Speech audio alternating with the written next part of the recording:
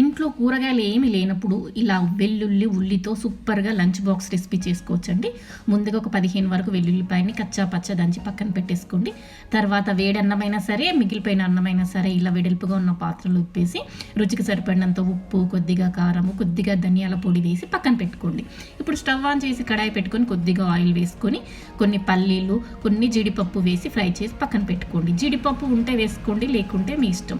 అలాగే అదే కడాయిలో పోపు దినుసులన్నీ వేసుకొని ఉల్లిపాయ ముక్కలు, పచ్చిమిర్చి ముక్కలు, కొద్దిగా కరివేపాకు వేసుకోవాలి.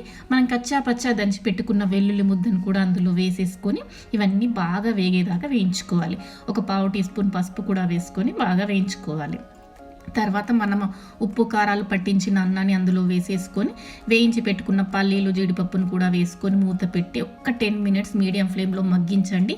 సూపర్గా ఉంటుందండి. నోరు టేస్ట్ లేనప్పుడు కూడా కూరలకు బదులు ఇలా చేసుకొని చూడండి, సూపర్.